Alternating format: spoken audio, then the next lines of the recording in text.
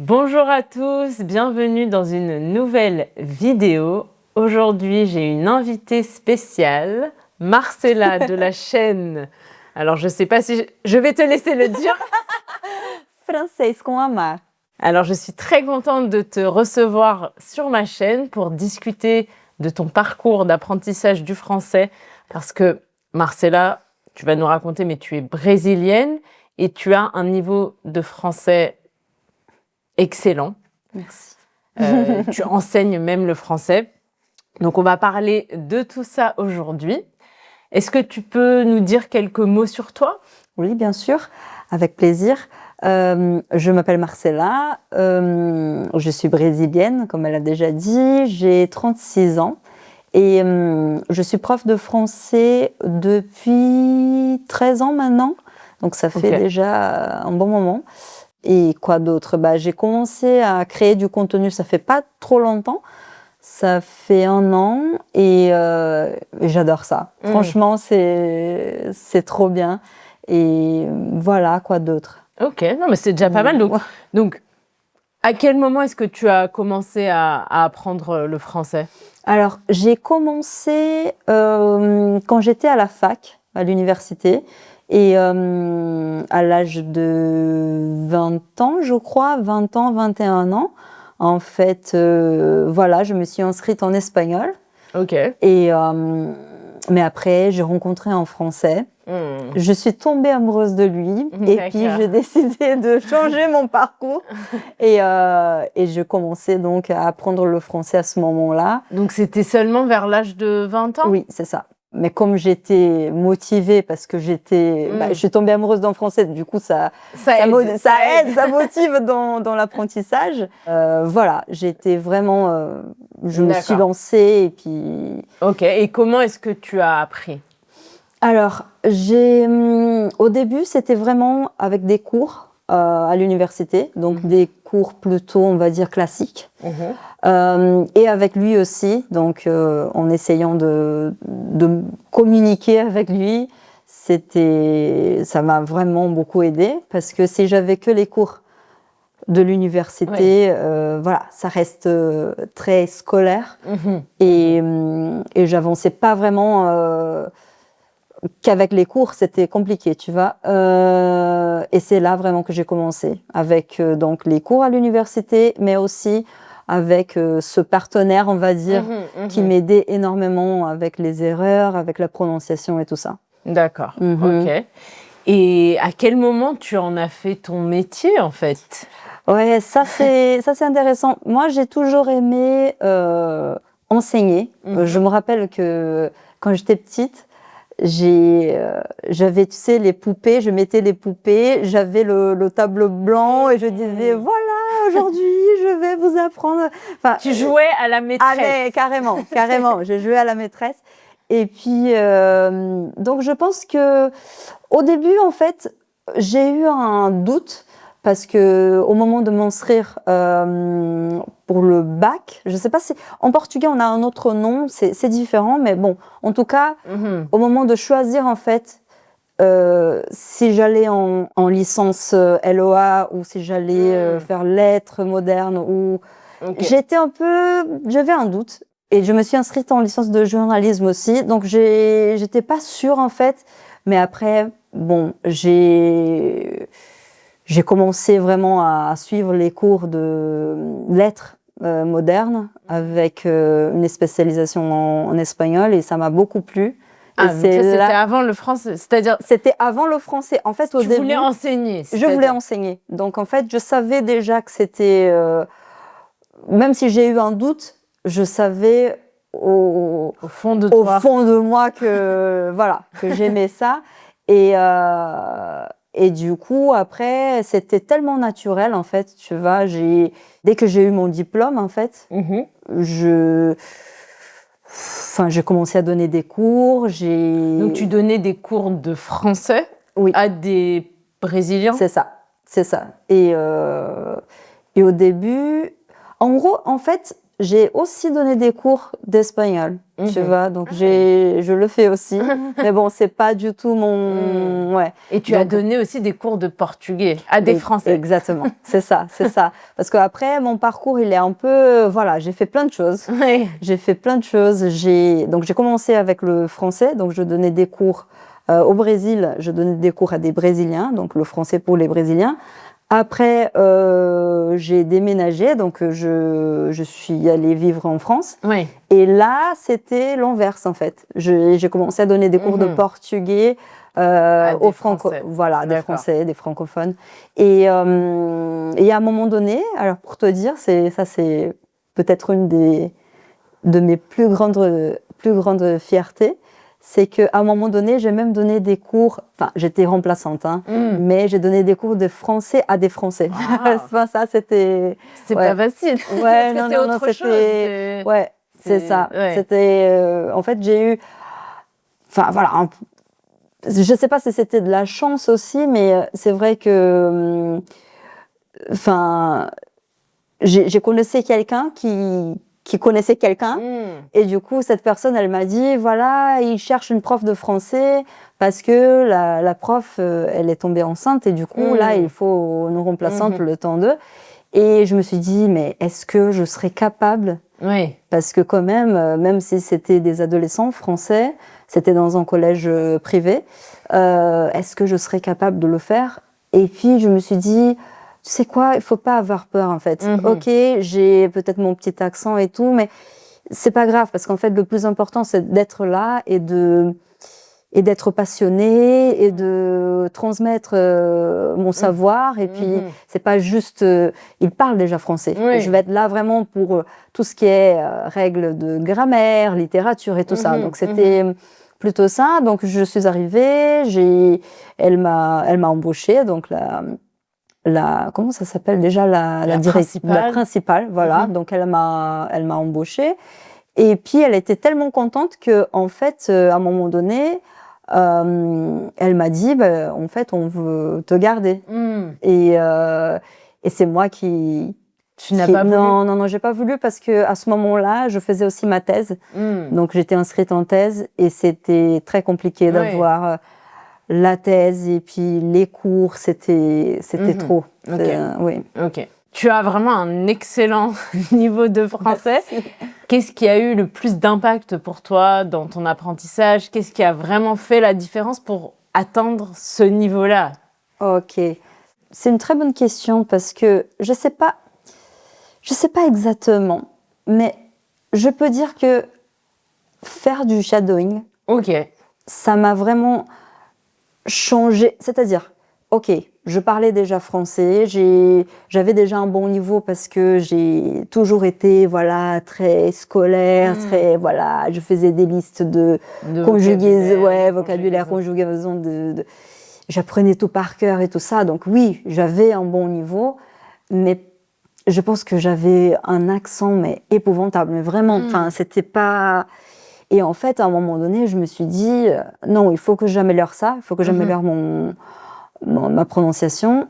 Et c'est là que j'ai découvert donc, cette technique qui consiste, au cas où, s'ils connaissent tu peux leur expliquer un petit peu ce que c'est. Voilà, en fait, en gros, je sais pas si au début c'était comme ça, si la personne qui a créé cette technique, elle a fait comme ça, mais en tout cas, moi, je regardais des vidéos YouTube, par exemple, et je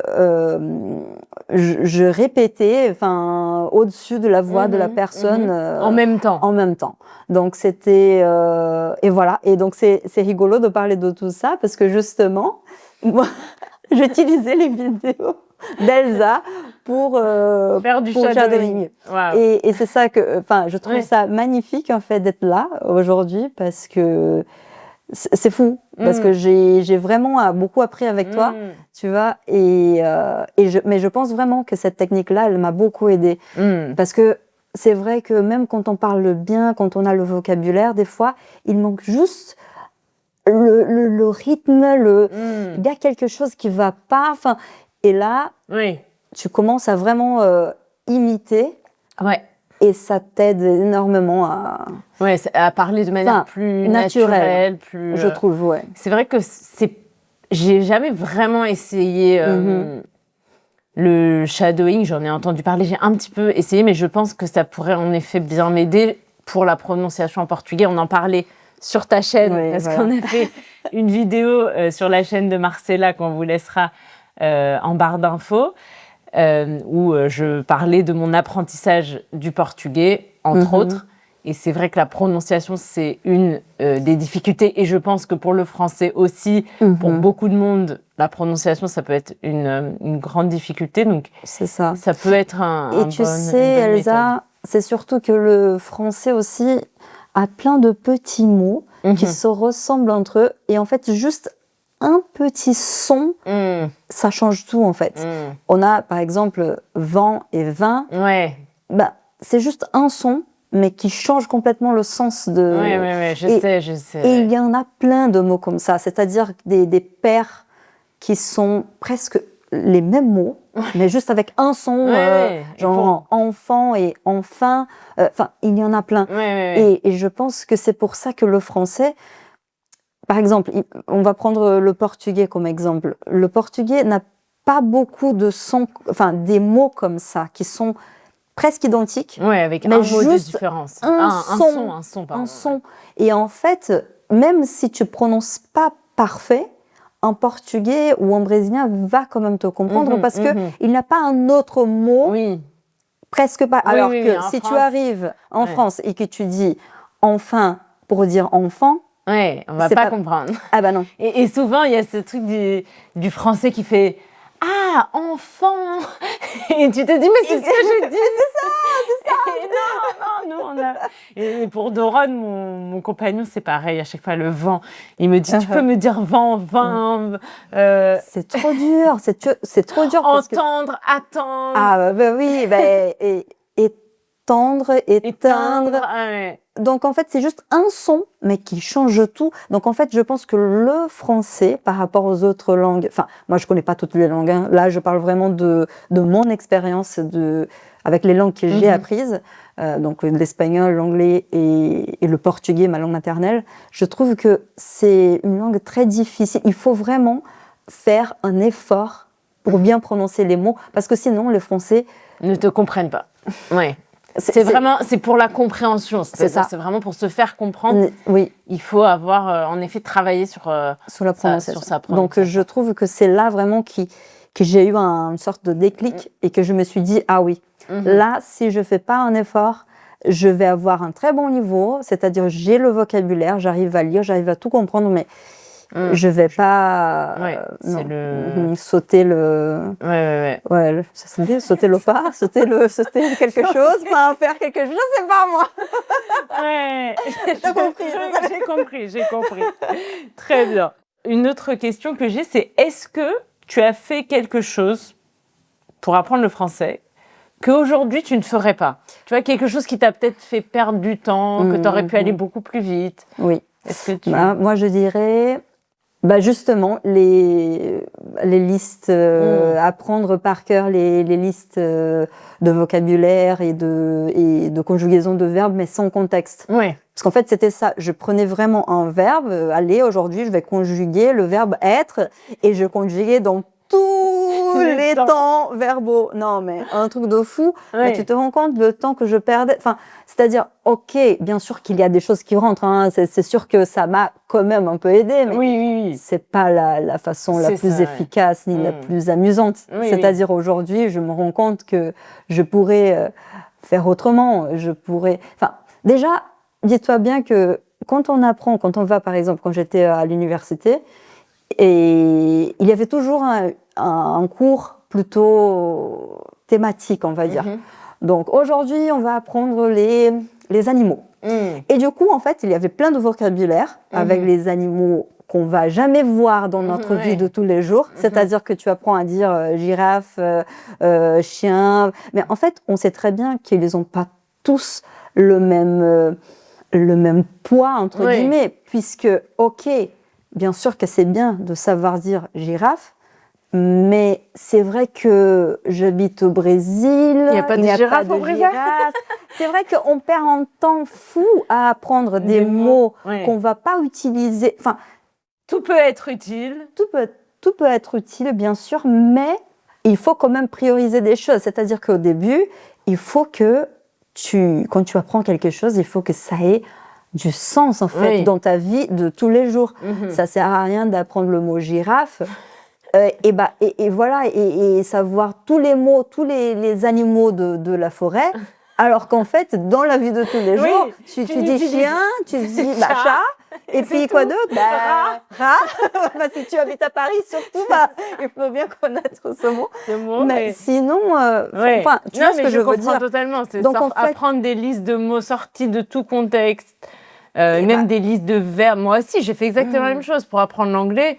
Je me faisais des listes, j'avais des répertoires par ordre alphabétique. Ah non, mais... Et je pense que oui, ça m'a peut-être aidée, mais j'aurais pu apprendre autrement, de manière plus amusante et plus efficace. Efficace, mais c'est ça, on perd un temps fou avec ça. Et même, pour te dire, quand j'étais à la fac, on faisait même des listes, par exemple, du passé simple. Ok, allez. Moi, j'étais en fac de lettres, donc bien sûr, j'ai lu tous les classiques français, donc il fallait quand même savoir les terminaisons du passé simple. Mais alors, je savais même pas, la prof, elle n'avait même pas dit, voilà, ce temps-là, c'est un temps littéraire. C'est-à-dire, ok, vous allez apprendre pour lire les classiques, mais en fait, vous n'allez pas vraiment utiliser dans la vie de tous les jours en France. Et du coup, pas du tout. Et même pas du tout. Jamais on utilise le passé simple. Et même aujourd'hui, même des fois, tu vas lire un livre, des fois, ça peut arriver qu'ils mettent mais en fait, je pense que c'est bien de savoir que ça existe, de pouvoir comprendre, mais tu n'as pas besoin de savoir l'utiliser. Mais c'est ça. Et du coup, tu prends un cours d'1 heure entière où tu vas conjuguer des verbes au passé simple, franchement. Tu vois ce que je veux dire? Perte de temps. Enfin, c'est ça. Il faut vraiment... aujourd'hui, je pense que... Et c'est pour ça que quand j'ai créé ma chaîne et tout ça, je me suis dit, voilà, j'aime parler de culture française, j'aime ça. Donc, j'aime parler de, voilà, les livres, la littérature et tout ça. J'aime les classiques, j'aime tout ça, mais je vais parler avec un langage que les gens comprennent et avec des mots qui sont utiles, en fait. Tu vois, je pense que c'est important quand même. Enfin, est-ce que tu dirais que tu as ressenti un choc entre le français que tu as appris et le français parlé en France? Ah, mais carrément. Justement, c'est ce que je disais. En fait... entre le passé simple que j'avais appris par cœur à l'université et puis tu arrives en France avec le français parlé, avec des d'argot, avec des expressions, avec la vitesse naturelle. Enfin, ah non, c'était rien à voir. J'étais un peu choquée en fait, tu vois. C'était, mais parce que j'ai pas appris le français avec la bonne méthode. Je pense que, voilà, si j'avais fait autrement, enfin, ça serait pas vraiment, il y aurait pas ce choc-là, tu vois. Oui. Après, c'est aussi ce que tu as fait, c'est ce qui te permet aussi aujourd'hui d'enseigner le français, d'avoir cette connaissance approfondie qui te permet, comme tu l'as dit, d'enseigner le français à des Français. Oui, voilà, Mais oui, c'est vrai que dans la vie de tous les jours, il y a beaucoup de... Je ne sais pas trop comment c'est en portugais, mais en français, on avale beaucoup de sons, on rajoute plein de petits mots, de tics de langage, et je vois que tu les utilises. C'est ça. Mais ouais, c'est vrai. Mais tu parles de ce genre de mots, genre. Ouais, genre fin. Même tu dis fin. Alors, c'est naturel, j'imagine, pour toi maintenant. Oui. Ah oui, tout à fait. C'est vrai. Je me rappelle au début, j'arrivais à la boulangerie, je disais bonjour madame, je voudrais un croissant s'il vous plaît. Et en fait, aujourd'hui, je me rends compte que, en gros, on arrive bonjour. Un croissant, s'il vous plaît. C'est tout. Je voudrais un croissant. Ouais, c'est vrai qu'on raccourcit beaucoup. Et puis, il y a aussi les liaisons.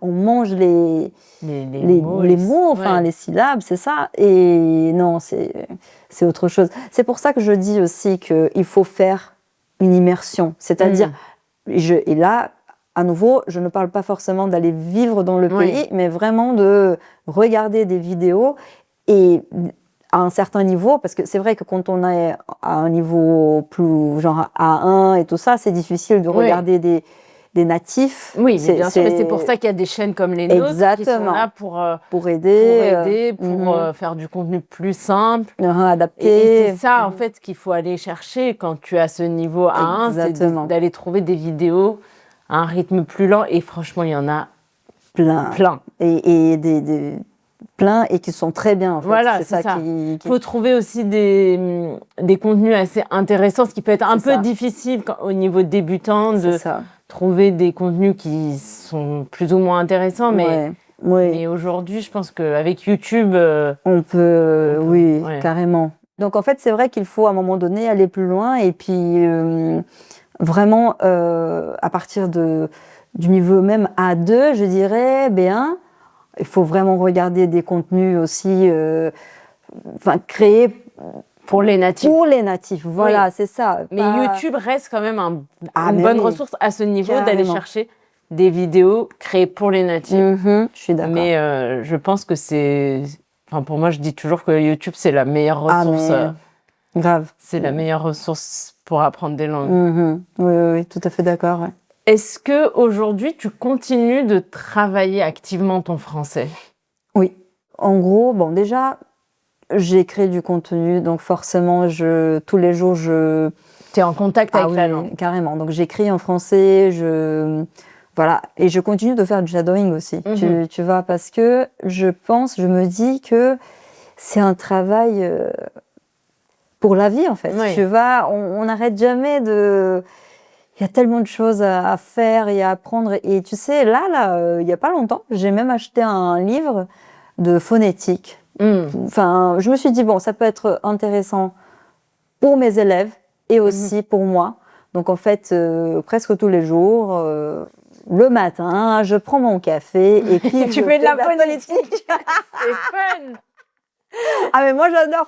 Tu sais, je suis une vraie... une geek. Une geek, mais c'est exactement ça, c'est le mot. Je suis une geek. Ah, j'adore. Les langues, c'est ma passion, mais puis le français, ça fait partie de ma vie, en fait, tu vois. C'est vraiment... je peux dire que cette langue, elle a changé le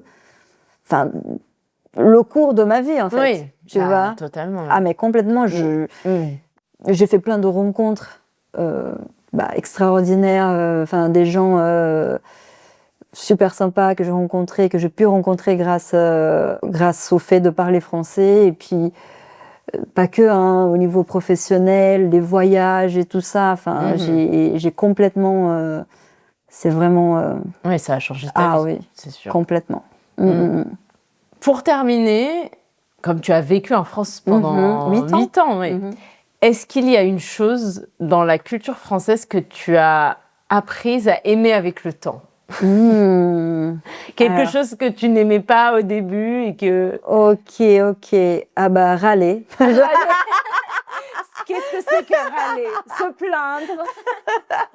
Non, mais... Non, là, vraiment, je rigole. C'est pas râler. Hein, c'est pas ça que... Mais il y a un aspect de la culture française que je ne connaissais pas, en fait, avant. Et donc, j'ai appris à aimer parce que je savais pas que les Français étaient comme ça. Après, bien sûr, il faut jamais généraliser, mais bon, là, je vais quand même un peu parler de culture et du coup, ça, c'est un peu général, hein, je suis désolée, mais je trouve que, au moins les Français que j'ai rencontrés dans ma vie, je trouve qu'il y a un art de vivre, je pense. Un art de vivre. Je ne savais pas que les Français étaient comme ça avant d'aller en France. Et je trouve ça vraiment trop beau. C'est-à-dire que les Français, d'une manière générale, ils prennent le temps de faire les choses. Ils aiment aller au resto et vraiment prendre le temps. Et puis ils s'assoient, ils mangent doucement puisqu'ils aiment déguster. Et je trouve que ça n'a pas de prix. Parce que avant, je me rappelle que vraiment, j'avalais ce que je mangeais. J'étais pas très dans ce mode de vie, en fait, que je trouve aujourd'hui, c'est incroyable. Et j'essaie vraiment de Oui, d'être un peu, ouais, voilà, de prendre le temps de faire les choses. Je trouve que les Français sont... C'est sûr que manger, oui. Ah oui. Les repas. C'est très important. Ouais. Ouais. Et je trouve ça vraiment très beau voilà, de prendre ce temps-là, cette façon de faire les choses. Je trouve que c'est un vrai... tu es un artiste. Voilà. Les Français, ce sont des artistes de la vie. Merci beaucoup pour Merci à ces toi. belles paroles. Ouais. Merci d'avoir partagé ton expérience avec nous. On laissera en barre d'infos ta chaîne. Voilà. Allez voir. Oui. Et allez voir également la vidéo qu'on a fait ensemble. Et puis voilà, peut-être qu'on fera d'autres vidéos dans le futur. Ah, mais C'était un avec plaisir. grand plaisir. Merci beaucoup, Elsa. Bon. Allez, à bientôt. Allez, à bientôt. Au revoir. Au revoir.